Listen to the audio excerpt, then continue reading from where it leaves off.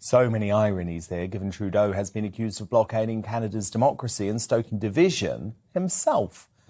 Interestingly, one of his biggest critics, a member of his own family, Justin Trudeau's half-brother, Kyle Kemper, joins me now.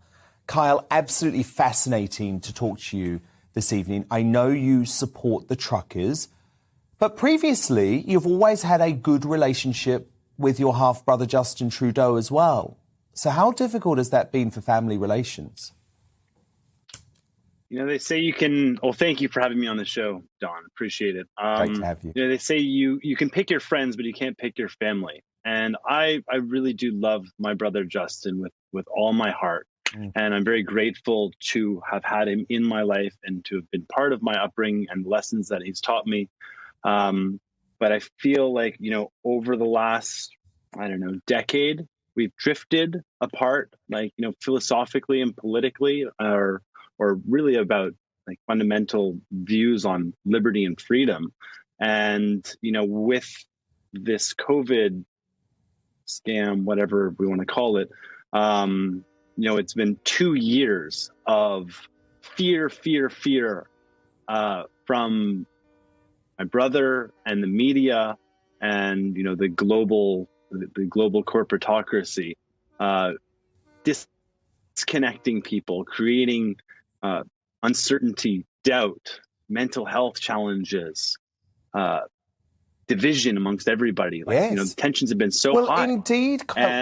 So why is your brother doing this? Why does he want to seemingly divide Canada? Have you been able to work it out? Well, I mean, I can have my own kind of philosophies on it, but it seems to be that's the script. That is, you know, he is representing a pharmaceutical agenda and a World Economic Forum, Bill and Melinda Gates kind of agenda that is decidedly un-Canadian, and it wasn't ever voted on. Canadians never voted for vaccine mandates. And, you know, we've been disconnected. And this trucker convoy, most importantly, has created a sense, an opportunity for unity and for people to come together. And make no mistake, what's going on in Ottawa isn't hateful, and swastikas are not flying on street corners. That was one photo that would never in a crowd, that was cherry picked and then retweeted by the mainstream pharmaceutical media that just pushed this narrative to try and slander the entire movement. But the reality on the streets, I've been talking to these truckers, I've been talking to people, they're cleaning up the streets, crime is down, they're sharing, there's community, there's dancing, there's high vibration, there's music, and they just want our freedom back. They want the true north, strong and free is what Canada is known as. Yeah, no, these are good, honest people. You know, and I think there's a real irony on a couple of levels, Kyle, and I want to put both of them to you, because the first is obviously your brother, Trudeau, big supporter of the BLM movement, and we know that they were responsible for all sorts of acts of violence in North America over the past couple of years. Secondly, how do you stack up your brother's view on racism given his past with blackface?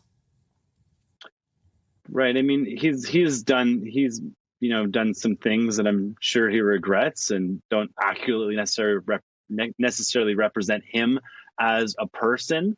But, you know, it's really kind of telling that those who speak and like cast hate onto other groups are themselves representing like hate and division.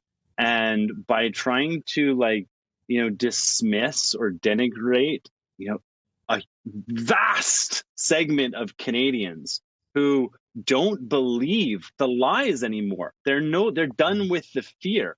They've woken up. They see that this is all a house of cards of lies. They have serious questions around the safety of this, around our children's future, around what is Canada going to become.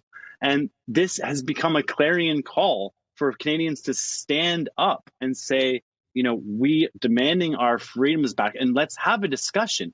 And one of the challenges that I think, Justin and the entire pharmaceutical corporatocracy has is you cannot debate you cannot get into a debate in this because your science doesn't stand up to debate.